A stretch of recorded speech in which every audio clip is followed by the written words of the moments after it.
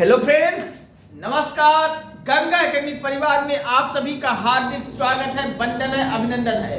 आप सभी गंगा एकेडमी मंच पर सादर आमंत्रित हैं। ये मंच, ये प्लेटफॉर्म, ये परिवार आप सभी का है और इस परिवार में आप सभी सादर आमंत्रित हैं। देर न करें और अपने अपने मोबाइल फोन से, लैपटॉप फोन में यूट्यूब को खोल के गंगा एकेडमी सर्च करके स्वामी विवेकानंद वाले लोगों वाले चैनल पर आ जाइए। चैनल को सब्सक्राइब कर लीजिए और सब्सक्राइब करते ही बगल में घंटी आल पे प्रेस कर लीजिएगा, जिससे यहाँ से वीडियो पब्लिश होते ही सबसे पहले आपके मोबाइल में पहुंचे और कोई भी टॉपिक, कोई वीडियो आपसे छूटने ना पाए।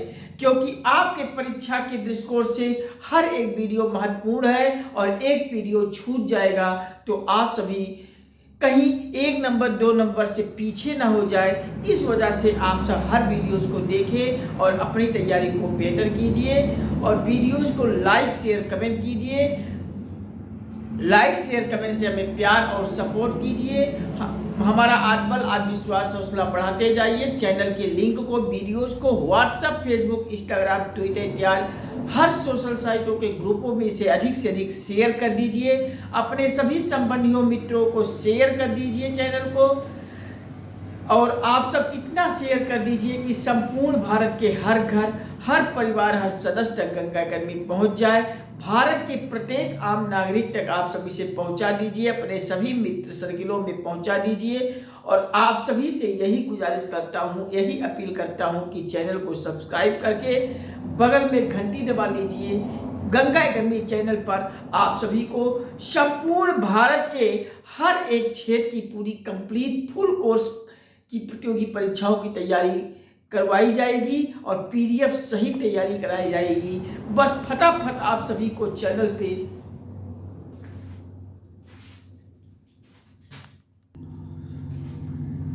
तो बच्चों, फटाफट आप सभी चैनल को सब्सक्राइब करके बगल में घंटी दबा लीजिए और इतना शेयर करके आप सभी 1 लाख सब्सक्राइबर पार करा दीजिए। और आप सभी से यही गुजारिश करूंगा कि 1 लाख सब्सक्राइबर फटाफट पार कर दीजिए। चैनल को सब्सक्राइब करके 1 लाख सब्सक्राइबर पार होते ही आप सभी को ये व्हाइट बोर्ड की क्लासेस को, व्हाइट बोर्ड के स्थान पर हम डिजिटल बोर्ड पर क्लासेस शुभारंभ कर देंगे।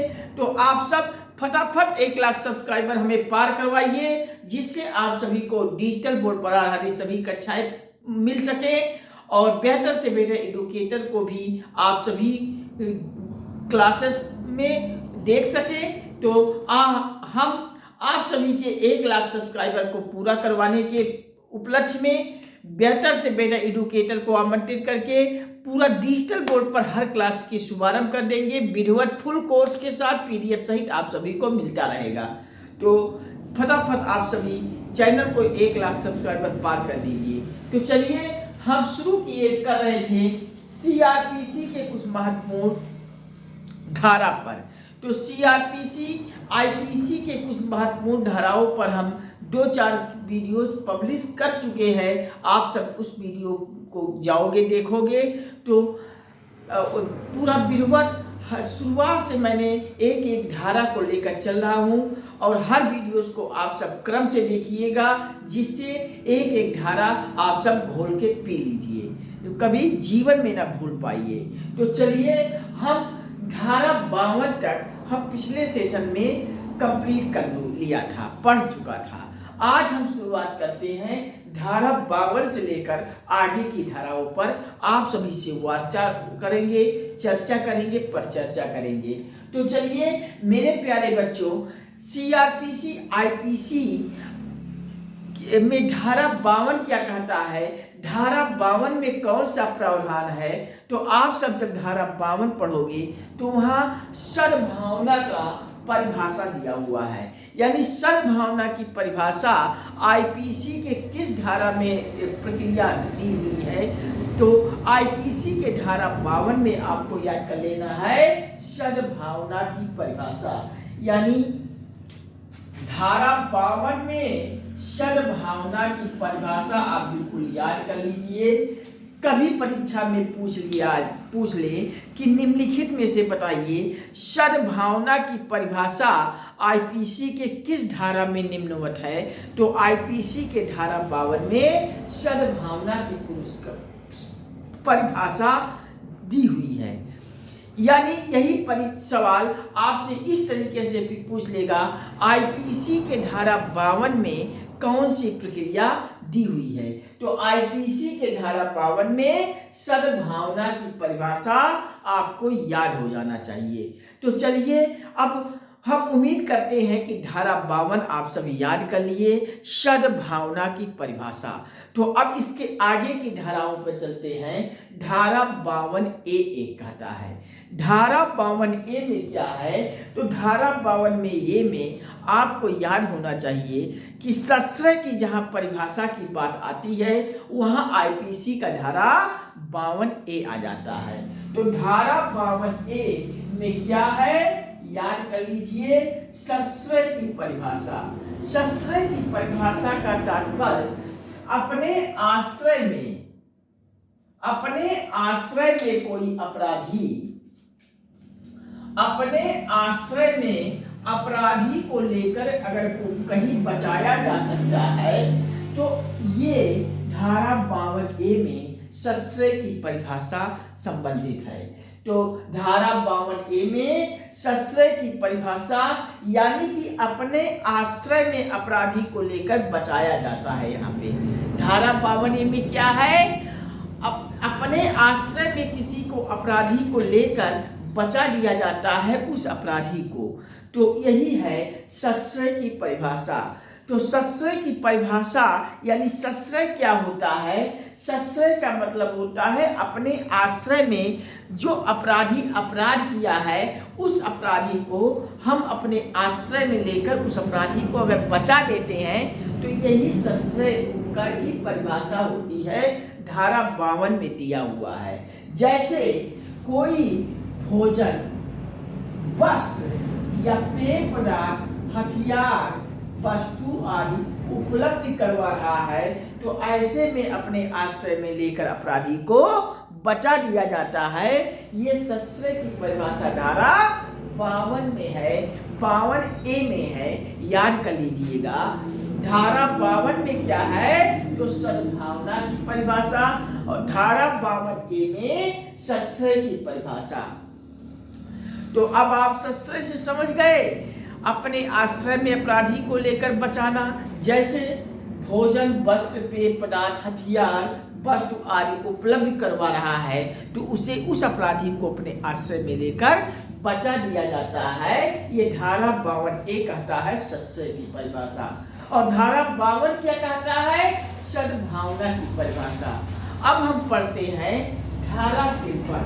तो धारा 53 में क्या है मेरे प्यारे बच्चों, तो धारा 53 में आपको याद कर लेना है कि एक दंड होता है, यानी पुलिस आपको, कोर्ट आपको, न्यायालय आपको दंड देती है। तो ये दंड है क्या, तो ये दंड आईपीसी के धारा 53 में दंड दिया हुआ है, यानी दंड के प्रकार दिया हुआ है। तो दंड कितने प्रकार का होता है ये सब कुछ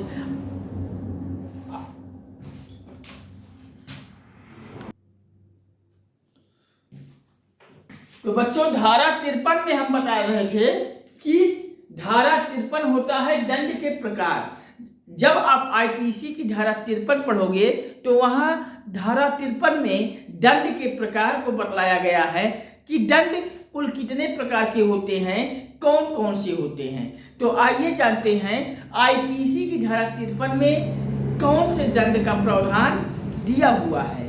तो धारा 53 में आपको याद कर लेना है कि दंड के प्रकार धारा 53 की प्रक्रिया में दी हुई है। आईपीसी का धारा 53 में दंड का प्रकार है, दंड कुल कितने प्रकार का होता है, तो दंड कुल 5 प्रकार के होते हैं। दंड कुल कितने प्रकार के होते हैं, तो दंड कुल 5 प्रकार के होते हैं। कौन कौन सा, तो पहला है मृत्युदंड, दूसरा है आजीवन कारावास, तीसरा कारावास, चौथा संपत्ति का समाहरण और पांचवा है जुर्माना यानी कि अर्थदंड। तो दंड धारा 53 में एक पांचों दंड के प्रकार को यहाँ बतलाया गया है कि पहला दंड का प्रकार होता है मृत्युदंड, दूसरा आजीवन कारावास, तीसरा कारावास और चौथा दंड है संपत्ति का समाहरण और पांचवा है जुर्माना यानी कि अर्थदंड। जुर्माना अर्थदंड दोनों एक ही है।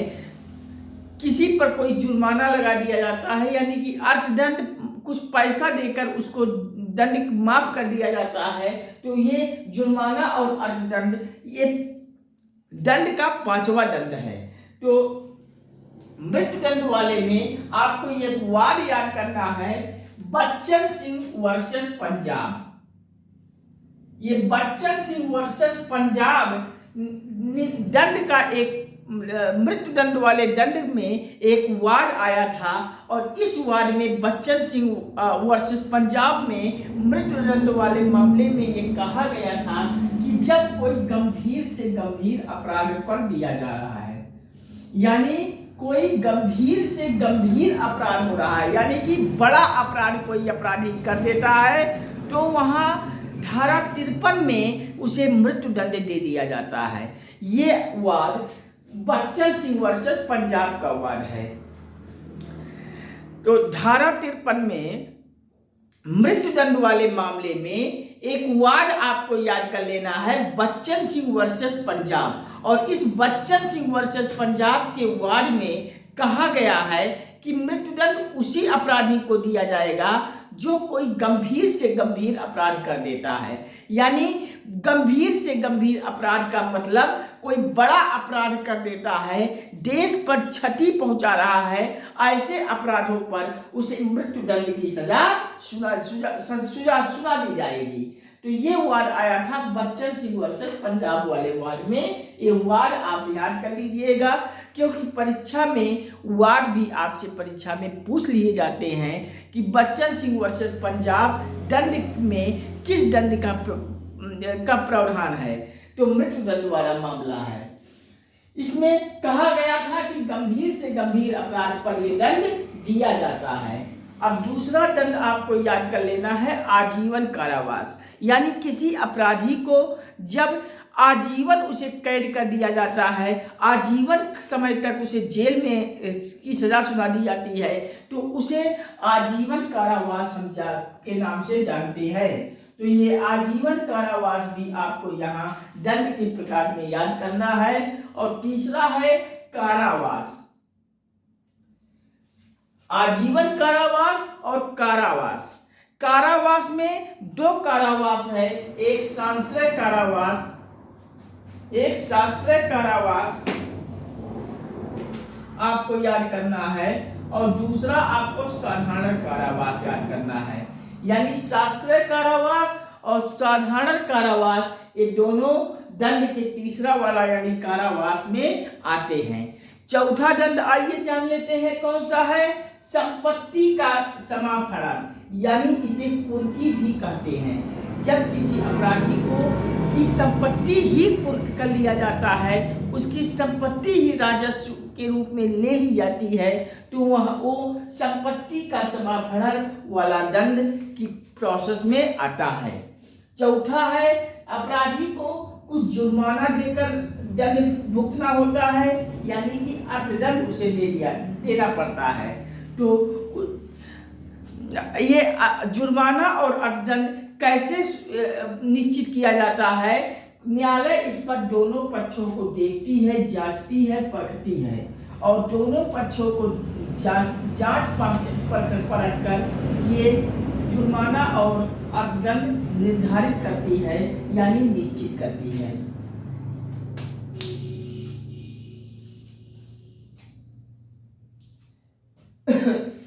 जुर्माने की रकम वाले में ये धारा 63 में आता है। ये धारा 53 में ये दंड के पांचों प्रकार हैं। अब हम पढ़ते हैं धारा 54।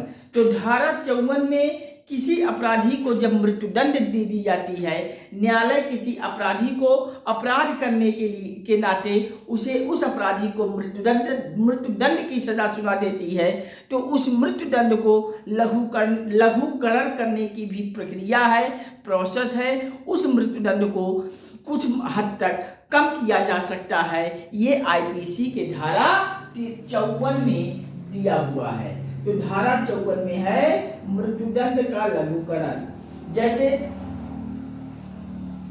न्यायालय ने कोई अपराधी अपराध करता है और उस अपराधी को न्यायालय ने मृत्युदंड की सजा सुना दी है, तो मृत्युदंड की सजा को कम करने की शक्ति भी है कि कुछ हद तक उस मृत्युदंड को कम किया जा सकता है। ये आईपीसी की धारा 54 में दिया हुआ है।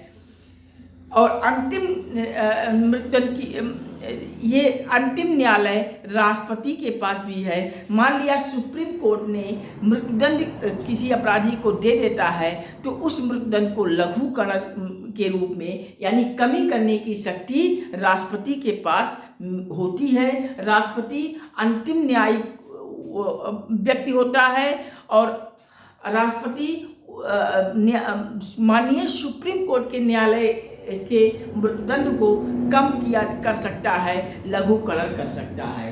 तो ये धारा 54 आईपीसी के धारा 54 में मृत्युदंड का लघुकरण यानी मृत्युदंड में कम करने की शक्ति रखता है। अब हम आते हैं धारा 54। तो धारा 54 में क्या है? जुर्माने की रकम। जैसे हमने यहाँ धारा 53 में पढ़ा था लास्ट दंड के प्रकार में जुर्माना या अर्थदंड। तो ये जुर्माना जो होता है कितना होता है, ये जुर्माने की रकम यहाँ धारा 63 में बतलाया जाता है। धारा 53 नहीं, धारा 63 सॉरी, धारा 63 में है जुर्माने की रकम। न्यायालय जुर्माने का भी एक अपराधी को जुर्माने की रकम भी निश्चित करती है कि अपराधी को जुर्माने के रूप में, अर्थदंड के रूप में कितना धन निश्चित किया जाए। तो ये जुर्माना की रकम आईपीसी के धारा 63 में दी हुई है। और ये जुर्माना की रकम न्यायालय दोनों पक्षों को देखती है, जांचती है, परखती है, उसके बाद जुर्माने की रकम को निश्चित करती है यानी निर्धारित करती है। तो आईपीसी के धारा 63 में जुर्माना की रकम है और दोनों पक्षों को देखकर निर्धारित किया जाता है। तो यह आप सभी को समझ में आ रहा है या नहीं? मैंने अभी तक बताया आपको धारा 52 में, आईपीसी के धारा 52 में सद्भावना की परिभाषा याद कर लीजिए मेरे प्यारे बच्चों। धारा 52 में सद्भावना की परिभाषा है। धारा 52A में सश्रय की परिभाषा है, यानी कि अपने आश्रय में अपराधी को लेकर उसे बचाने का काम करता है धारा 52A। जैसे किसी अपराधी का भोजन, वस्त्र, पेय पदार्थ, हथियार आदि वस्तु कोई अपराधी उपलब्ध करा रहा है तो उसे अपने आश्रय में लेकर बचाने का प्रक्रिया सश्रय की परिभाषा धारा 52A में दिया हुआ है। अब हम धारा 53 में दंड की परिभाषा देखते हैं। तो धारा 53 में याद कर लेना है दंड के प्रकार। तो दंड के कुल 5 प्रकार होते हैं। 5 प्रकार में पहला दंड मैंने बताया मृत्युदंड। मृत्युदंड वाले में एक केस, एक वाद आपको याद करना है, बच्चन सिंह वर्सेस पंजाब। सॉरी, थोड़ा जल पीने मेरे प्यारे बच्चों।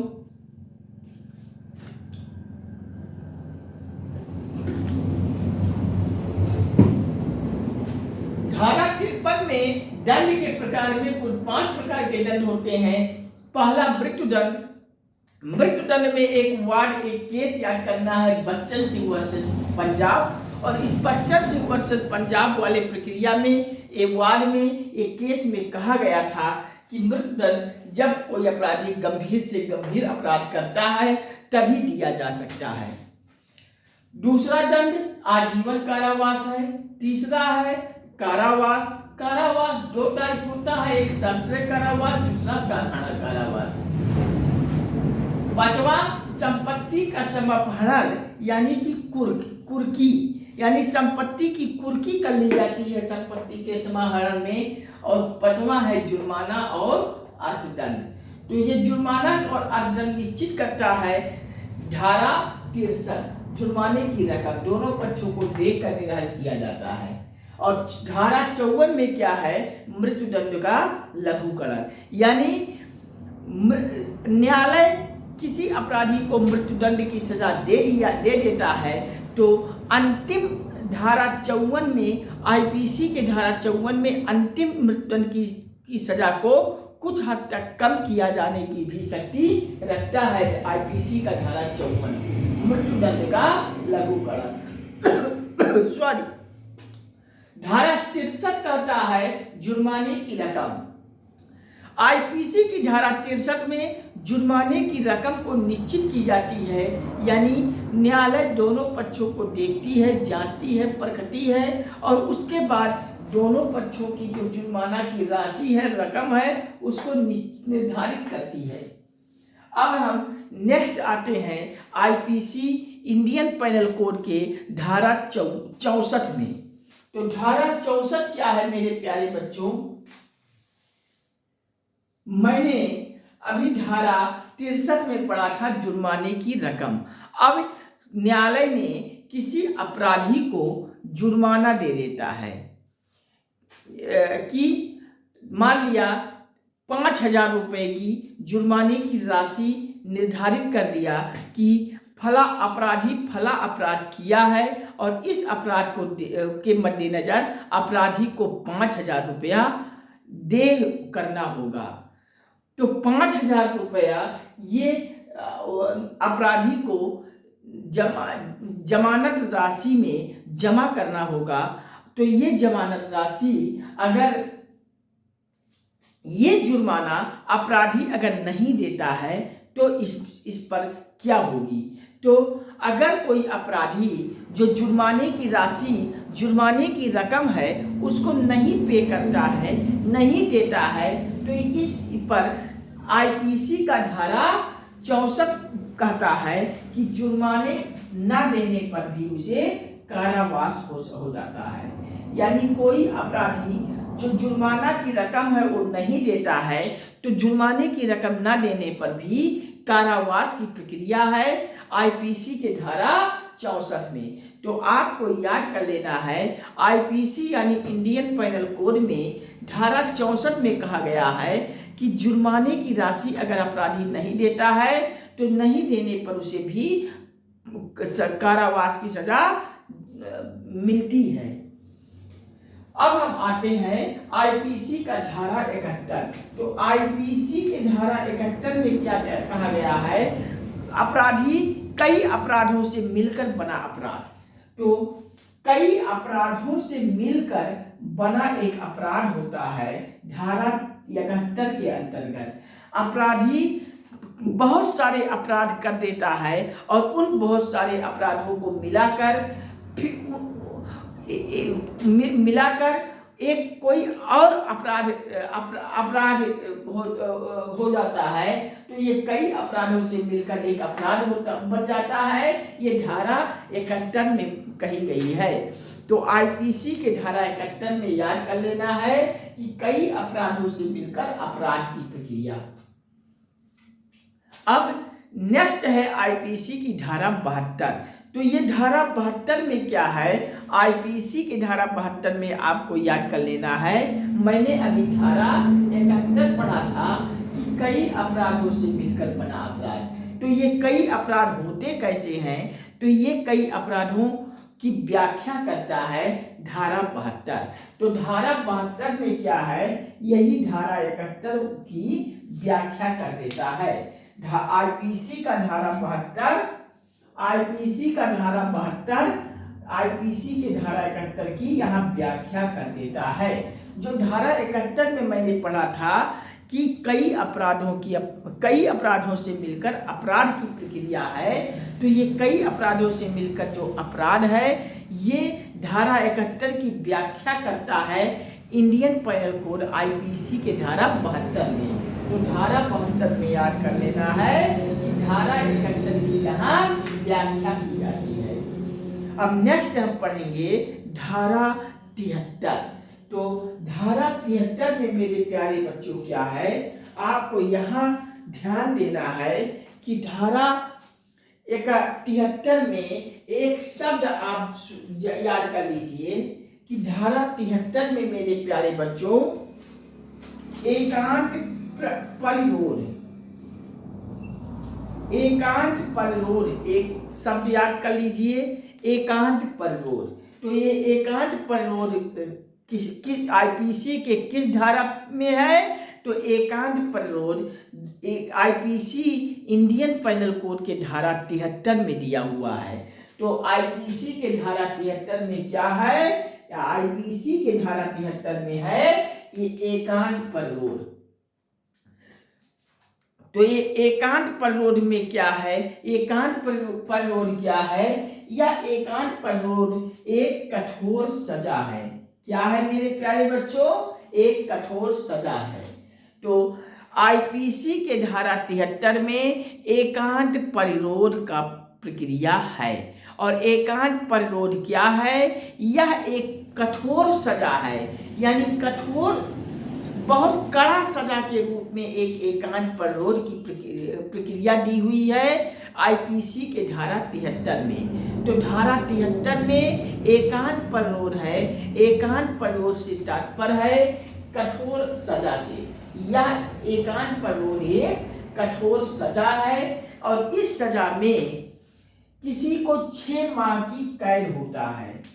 तो 6 माह की कैद में उसे 1 माह का एकांत परिरोध दिया जाता है। यानी कोई अपराधी है, उस अपराधी को न्यायालय ने 6 माह की कैद पर फैसला दे देता है। अपराधी की 6 माह की कैद हो जाती है। तो उस अपराधी की 6 माह की कैद में 1 माह और जुड़ जाता है। 6 माह की कैद में 1 माह का एकांत परिरोध दिया जाता है। यानी अपराधी की जब 6 माह की कैद होती है तो उस 6 माह की कैद में 1 माह का एकांत परिरोध दिया जाता है। तो 6 माह की कैद में 1 माह का एकांत परिरोध दिया जाता है। अब हमें दूसरे स्टेप में अगर 6 माह से लेकर 1 वर्ष तक की कैद अगर न्यायालय देता है तो उसमें एकांत परिरोध कितना होता है? याद कर लीजिए कि 6 माह से अगर 1 वर्ष यानी 1 साल लंबा प्रक्रिया, अपराधी को 6 माह से लेकर 1 वर्ष तक की कैद दे दिया जाता है, सजा दे दिया जाता है, तो उसमें 2 माह का एकांत परिरोध दिया जाता है। 2 माह का एकांत परिरोध दिया जाता है। यानी अपराधी को 6 माह का अगर कैद होता है तो उसे एकांत परिरोध 1 माह की दिया जाता है और 1 वर्ष 6 माह से 1 वर्ष तक कैद अगर किया गया है तो उसमें 2 माह का उसे एकांत परिरोध दिया जाता है। तो 6 माह की कैद में एकांत परिरोध का समय 1 माह होता है, याद कर लीजिएगा। और 6 माह से 1 वर्ष की कैद में एकांत परिरोध का समय 2 माह निश्चित किया गया है। अब 1 वर्ष से अधिक अगर कैद दिया जा रहा है, किसी अपराधी को 1 वर्ष से अधिक समयों के लिए कैद किया जा रहा है तो 1 वर्ष से अधिक समयों के लिए कैद करने पर उसे एकांत परिरोध की समय सीमा 3 माह आपको याद करना है। 3 माह का उसे एकांत परिरोध दिया जाता है। तो अब आपको याद करना है कि आईपीसी यानी कि इंडियन पैनल कोड में धारा 73 में याद कर लेना है एकांत परिरोध। आईपीसी के धारा 73 में क्या है मेरे प्यारे बच्चों, याद कर लीजिए कि आईपीसी के धारा 73 में एकांत पररोध की प्रक्रिया दिया हुआ है। और एकांत प्रक्रिया क्या होता है, एक कठोर सजा होता है। और यह एकांत पररोध अगर किसी अपराधी को 6 माह का कैद की सजा दिया जाता है तो उस 6 माह की कैद में 1 माह का, ओनली 1 मंथ का एकांत पररोध दिया जाता है। और अगर 6 माह से लेकर 1 वर्ष तक किसी अपराधी को कैद किया जा रहा है तो 6 माह से लेकर 1 वर्ष तक के अपराधी को सजा देने पर उसमें 1-2 माह की कैद की एकांत पररोध की प्रक्रिया है, दिया जाता है। अब अगर 1 वर्ष से अधिक समयों के लिए अगर अपराधी को कैद किया गया है तो उसमें 3 माह की कैद की एकांत पररोध की प्रक्रिया दिया जाता है। तो 6 माह की कैद में एकांत पररोध आपको याद करना है 1 माह। 6 माह से 1 वर्ष की कैद में एकांत पररोध की प्रक्रिया है 2 माह की। और 1 वर्ष से अधिक समयों की कैद में एकांत पररोध की प्रक्रिया 3 महीने का है। तो ये 1 माह, 2 माह, 3 माह का एकांत प्रक्रिया कब कब दिया जाता है तो याद कर लीजिएगा। 1 माह एकांत पररोध है 6 माह की कैद में, 2 माह का एकांत पररोध है 6 माह से 1 वर्ष की कैद में, और 3 माह के एकांत पररोध में 1 वर्ष से अधिक की कैद में दिया हुआ है।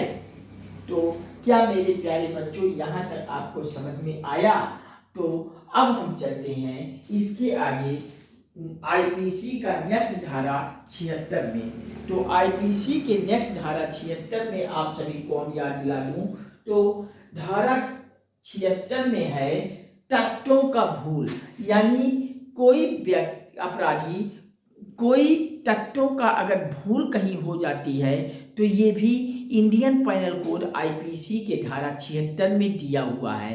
तो ये आईपीसी के धारा 76 में कौन से तत्वों की भूल की गई है तो तत्वों की भूल यहाँ धारा 76 में आपको याद कर लेना है।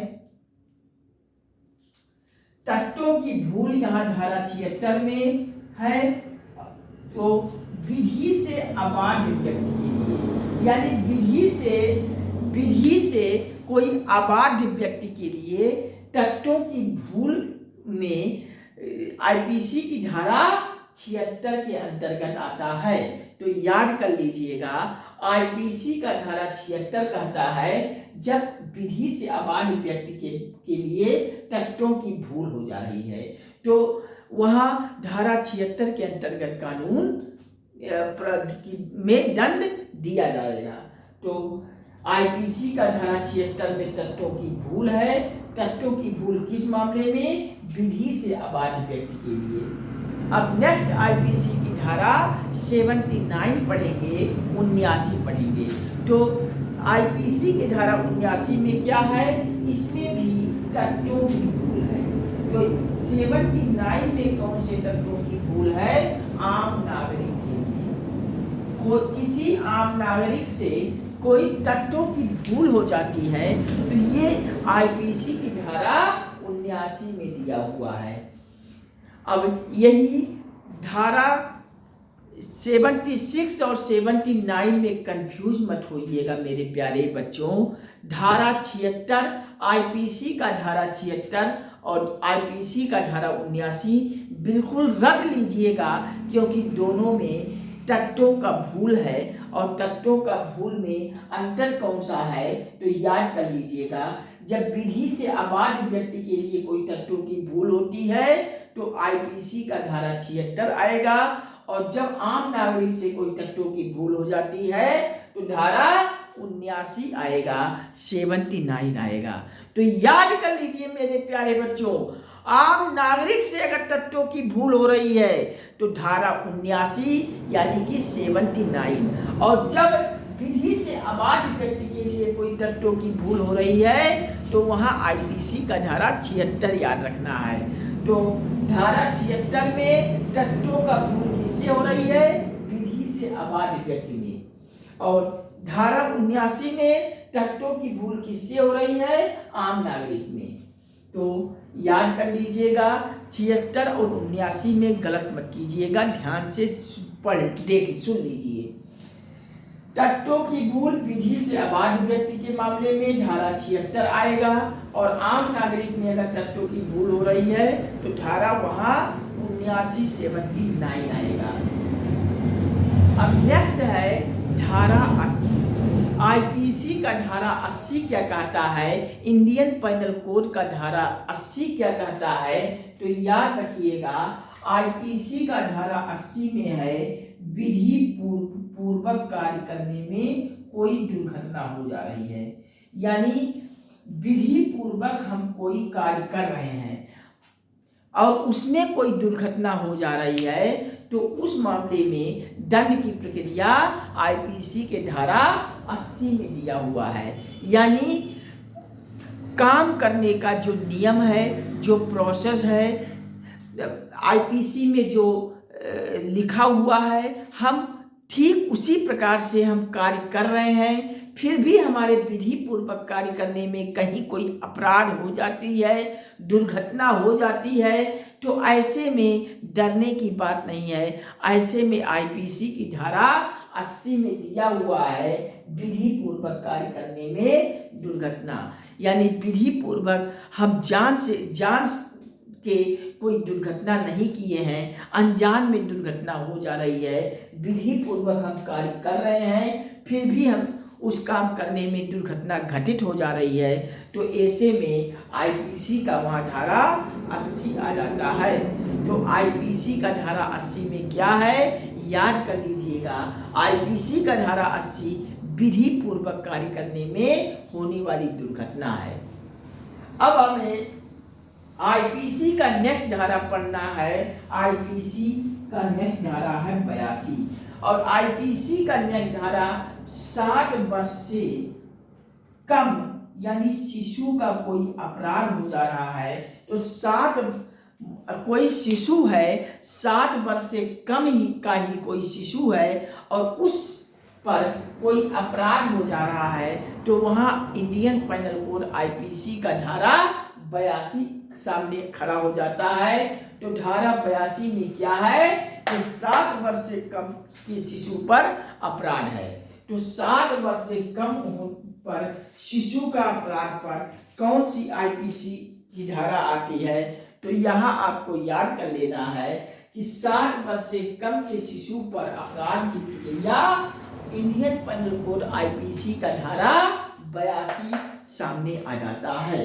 तो क्या आपको समझने में कहीं कोई कठिनाई हुई? मेरे प्यारे बच्चों, अगर कहीं किसी स्टेप में, किसी धारा में आपको कंफ्यूजन हो रही है तो हमें कमेंट कीजिए, हम पूरा समझाने का प्रयास करूंगा।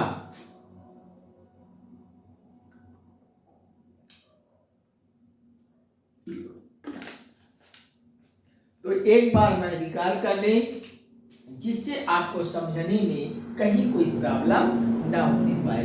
तो मैंने आपको बता रहा था सीआरपीसी के महत्वपूर्ण धाराओं पे, और आज हम इस सीआरपीसी के महत्वपूर्ण धाराओं में आज के क्रम में जुड़े हैं धारा 52 से आगे तक। तो धारा 52 में मैंने आपको बतलाया कि सद्भावना की परिभाषा है, यानी आईपीसी के किस धारा में सद्भावना की परिभाषा दी हुई है। तो आपको याद कर लेना है कि सद्भावना की परिभाषा आईपीसी के धारा 52 में दिया हुआ है। अब नेक्स्ट इसी में धारा 52 का एक ए आ जाता है। तो धारा 52 ए में क्या है? आईपीसी के धारा 52 ए में है सश्रय की परिभाषा, यानी सश्रय की परिभाषा का तात्पर्य अपने आश्रय में अपराधी को लेकर बचाया जाता है, जैसे भोजन, वस्त्र, पेय पदार्थ, हथियार, वस्त्र उपलब्ध कराना। यानी भोजन, वस्त्र, पेय पदार्थ, हथियार वस्तु उपलब्ध कराने में अपराधी को लेकर अपने आश्रय में बचाया जाता है, धारा 52A में संशय की परिभाषा के अंतर्गत।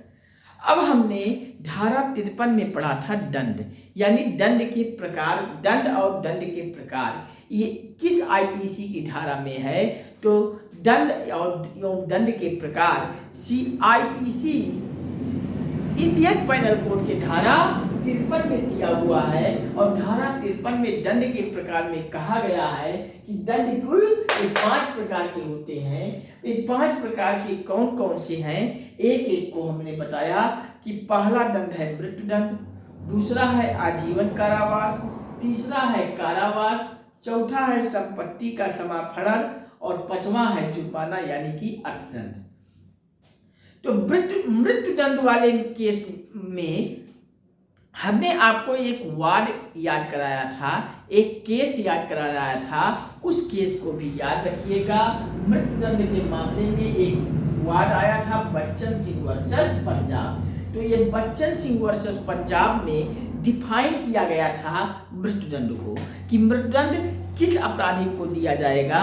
ये केस आता है बच्चन सिंह वर्सेस पंजाब में, और इसमें कहा गया था कि अपराध गंभीर से गंभीर अपराध होना चाहिए, यानी अपराधी कोई गंभीर से गंभीर अपराध करता है तभी मृत्युदंड दिया जा सकता है, यानी कि किस वाद के अंतर्गत, तो बच्चन सिंह वर्सेस पंजाब वो याद कर लीजिएगा। दूसरा दंड आता है आजीवन कारावास, यानी पूरे उम्र तक की कैद, जब तक जिंदगी है तब तक के लिए कारावास, तो आजीवन कारावास है ये दंड के रूप में। और तीसरा है कारावास। कारावास में 2 टाइप से होता है, एक सश्रय कारावास, दूसरा साधारण कारावास। और चौथा दंड है संपत्ति का समाहरण, यानी किसी व्यक्ति के अपराध पर उसकी संपत्ति कुर्क कर ली जाती है, संपत्ति ले ली जाती है, तो ऐसे दंड को कहते हैं संपत्ति का समाहरण। और पांचवा है अपराधी पर दंड दिया जाता है जुर्माना यानी कि अर्थदंड के रूप में। कोई अपराधी अपराध करता है तो उस अपराधी से कुछ दंड के रूप में उससे कुछ पैसा ले लिया जाता है, तो ये अर्थदंड के रूप में यानी जुर्माना ले लिया जाता है। तो जुर्माना और अर्थदंड की प्रक्रिया भी एक दंड के रूप में आती है। तो अब हम देखते हैं आईपीसी का धारा 54।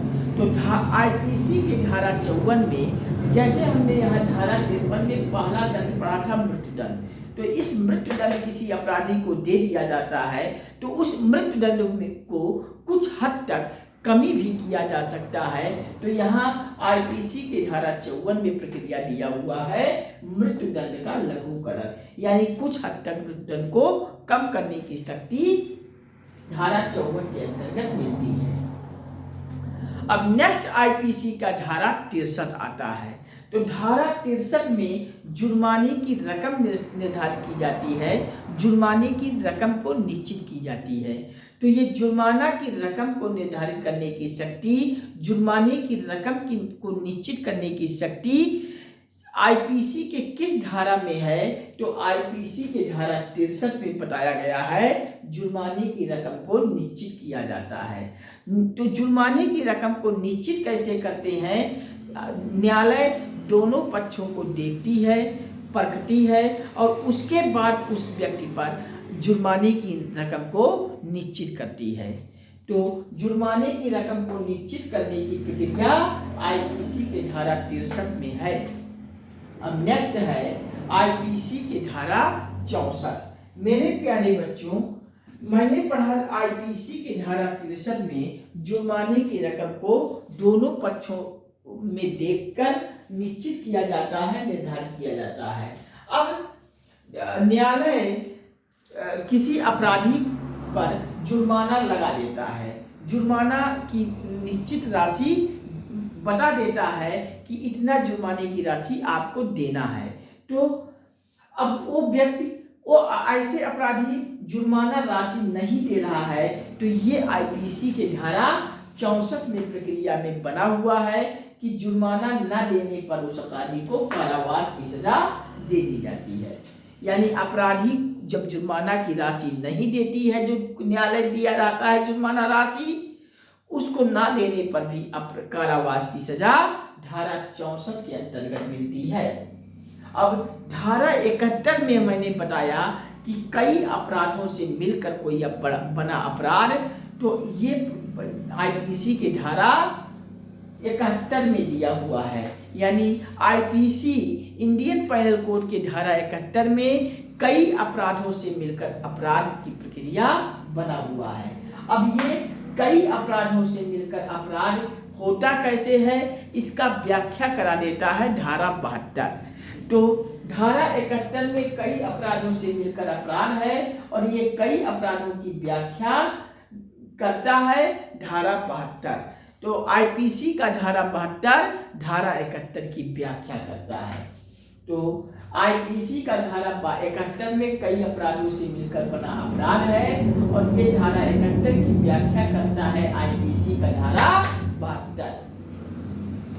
अब नेक्स्ट आइए धारा 73।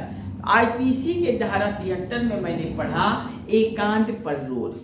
तो एकांत पररोध मेरे प्यारे बच्चों क्या है, मैंने बताया कि धारा 73 में एकांत प्रक्रिया पररोध, धारा आईपीसी इंडियन पैनल कोड के धारा 73 में कौन सी प्रक्रिया है, तो इंडियन पैनल कोड आईपीसी के धारा 73 में एकांत परिरोध की प्रक्रिया है। एकांत परिरोध एक कठोर सजा होता है। एकांत परिरोध से तात्पर्य है एक कठोर सजा से। यह एक कठोर सजा है और ये कठोर सजा कैसे है आइए बताते हैं। किसी व्यक्ति को जब 6 माह तक की कैद मिलती है, तो 6 माह तक की कैद अगर किसी अपराधी को मिलता है तो उस अपराधी को 1 माह तक एकांत परिरोध दिया जा सकता है।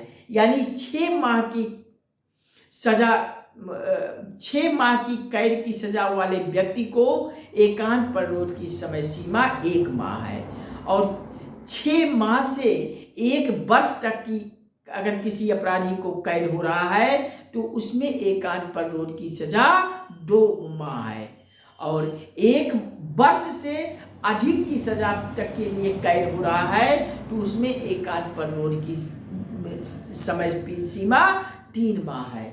यानी यही याद कर लेना है धारा 73 में, आईपीसी के धारा 73 में आपको याद कर लेना है एकांत परिरोध यह एक कठोर सजा है। 6 माह की कैद अगर किसी को मिलती है तो उसमें एकांत परिरोध का समय है 1 माह। 6 माह से 1 वर्ष तक की कैद किसी को मिलती है तो उसमें एकांत परिरोध है 2 माह और 1 वर्ष से अधिक की कैद अगर मिल रही है तो उस पर एकांत परिरोध की समय है 3 माह। अब हम धारा 76 पे आते हैं। इंडियन पैनल कोड आईपीसी के धारा 76 में आते हैं। तो धारा 76 में है तत्वों की भूल और ये तत्वों की भूल को आपको याद कर लेना है कि जब धारा 76 के बाद धारा 79 पढ़ोगे तो यहाँ भी तत्वों का भूल आ जाती है। तो ये दोनों में अंतर कैसे आपको देना है, जब विधि से अबाध व्यक्ति वाले मामलों में कोई तत्वों की भूल होती है तो वहाँ आईपीसी का धारा 76 आपको याद रखना है और जब किसी आम नागरिक से तत्वों की भूल होती है तो वहाँ आईपीसी की धारा 79 आपको याद करना है। यानी विधि से अबाध व्यक्ति के लिए तत्वों की भूल हो जा रही है तो आईपीसी का धारा 76 याद करना है और आम नागरिक से कोई तत्वों की भूल हो रही है तो वहाँ आईपीसी का धारा 79 याद करना है। तो ये उम्मीद करता हूँ कि धारा 76 और धारा 79 में आप सब अंतर समझ लिए होंगे। कहीं आपको क्वेश्चन आएगा तो गलत नहीं करोगे।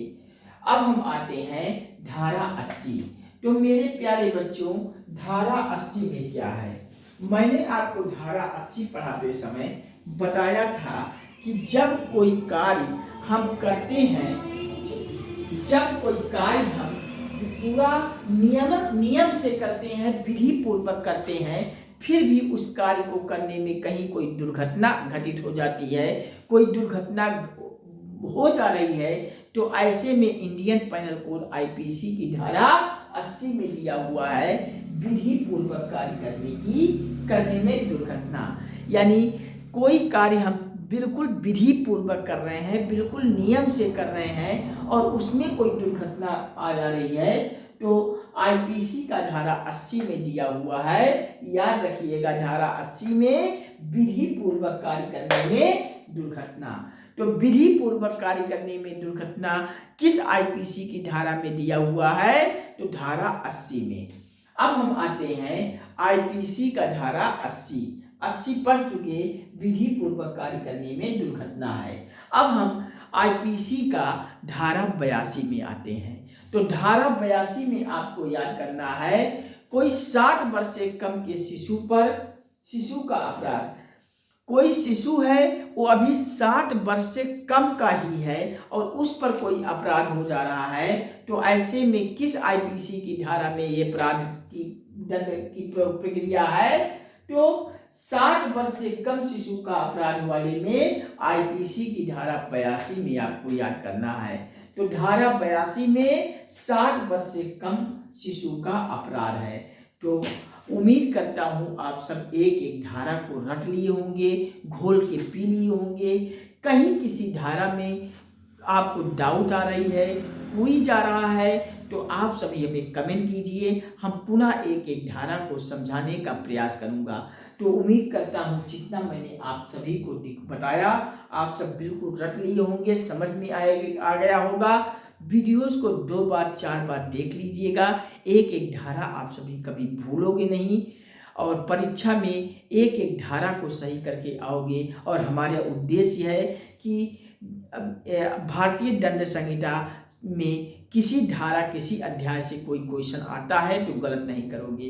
पुलिस एसआई के बच्चे हमारे रट लीजिए, क्योंकि पुलिस एसआई में तो यहाँ से क्वेश्चन धड़ल्ले से आता है और पुलिस एसआई के साथ साथ अदर परीक्षार्थी जो अदर प्रतियोगी परीक्षा की तैयारी कर रहे हैं वो भी देखें, क्योंकि सामान्य अध्ययन की कोई समय सीमा नहीं होती है। सामान्य अध्ययन कहीं से कुछ भी पूछा जा सकता है, तो एक नज़र वो भी देख लेंगे। और हमारे जो आम नागरिक हैं जो परीक्षा कंपटीशन नहीं दे रहे हैं, कोई प्रतियोगी परीक्षा नहीं दे रहे हैं, तो उनको अपने कानून को, अपने संविधान के बारे में जानने का हक है। वो एक एक कानून को, एक एक धारा को से जागरूक हो जाएं, वो भी वीडियोस को देखें जिससे आप सभी में जागरूकता फैले। तो कैसा लगा आज का सेशन कमेंट सेक्शन में हमें बताइएगा। और आप सभी से यही गुजारिश करता हूँ, बार बार अभी आप सभी से अपील करता हूँ कि ये गंगा एकेडमी आपका मंच है, आपका परिवार है, आपका परिवार है, आपका संस्थान है। और इस परिवार में आप सभी एक साथ आइए, एकजुट होकर आइए। चैनल को सब्सक्राइब कीजिए, सब्सक्राइब करते ही बगल में घंटी दबाइए और घंटी दबाकर ऑल पे प्रेस कर लीजिएगा, जिससे यहाँ से वीडियो पब्लिश होते ही सबसे पहले आपको वीडियो मिले, कोई टॉपिक कोई वीडियो आपसे छूटने ना पाए। क्योंकि एक वीडियो छूट गया तो आपका सिलेक्शन से हो सकता है 1 नंबर 2 नंबर से आपका सिलेक्शन रुक जाए। इस नाते आप सब हर वीडियोस को 2-4 बार लगातार देखिएगा, जिससे एक एक फैक्ट आपको रट जाए और परीक्षा में कभी कोई एक क्वेश्चन गलत ना होने पाए। और हमें लाइक शेयर कमेंट से हमें प्यार और सपोर्ट कीजिए, हमारा आत्मबल आत्मविश्वास हौसला बढ़ाते जाइए। चैनल के लिंक को, वीडियोस को व्हाट्सएप, फेसबुक, इंस्टाग्राम, ट्विटर इत्यादि हर सोशल साइट पर अधिक से अधिक शेयर कर दीजिए। अपने सभी मित्रों को, संबंधियों को अधिक से अधिक शेयर कर दीजिए और इतना शेयर कर दीजिए कि संपूर्ण भारत के हर घर, हर परिवार, हर सदस्य तक गंगा एकेडमी पहुंच जाए। भारत के प्रत्येक आम नागरिक तक इस गंगा एकेडमी को आप सब पहुंचा दीजिए। और आप सभी से फिर साहित्य अपील करके गुजारिश करता हूं कि चैनल को सब्सक्राइब करके बगल में घंटी ऑल पे प्रेस कर लीजिए और हमें प्यार और सपोर्ट लाइक शेयर कमेंट से देते जाइए। चैनल पर प्यार और सपोर्ट हमें देते जाइए। ये मंच, एक परिवार आप सभी का है और 1 लाख सब्सक्राइबर जल्द ही हमें पूर्ण करवा दीजिए। और आप सभी से मैं वादा करता हूँ, जिस दिन आप सभी के सहयोग से 1 लाख सब्सक्राइबर गंगा एकेडमी में पार करवा दिए। आप सब 1 लाख परिवार आप सभी गंगा एकेडमी में शामिल हो गए। चैनल को सब्सक्राइब करके तुरंत आप सभी को ये गंगा एकेडमी पर व्हाइट बोर्ड हट जाएगा और पूरी तरह से व्हाइट बोर्ड के स्थान पर डिजिटल बोर्ड लग जाएगा और भारत के प्रत्येक बेहतर से बेहतर एडुकेटर को हम यहाँ आमंत्रित करेंगे और आप सभी को बेहतर से बेहतर एडुकेटर के माध्यम से पूरा संपूर्ण भारत के हर एक क्षेत्र की पूरी फुल कोर्स के साथ प्रतियोगी परीक्षाओं की तैयारी कंप्लीट करवाई जाएगी आप सभी के अपने घरों से PDF सहित। तो अब देर मत कीजिए, फटाफट चैनल से जुड़ जाइए और 1 लाख का सब्सक्राइबर हमें पूरा करवा दीजिए। 1 लाख आप सभी चैनल को सब्सक्राइब करके हमें परिवार में शामिल हो जाइए। तो चलिए आज के सेशन में बस इतना ही, फिर मिलता हूँ नेक्स्ट वीडियो में आप सभी के साथ बहुत जल्द। तब तक के लिए नमस्कार, thank you watching for this video. जय हिंद, वंदे मातरम, जय श्री राम, राधे राधे बच्चों, हर हर महादेव, हर हर गंगे। फिर मुलाकात होती है बहुत जल्द। बाबा ऑल द बेस्ट आप सभी को, थैंक यू।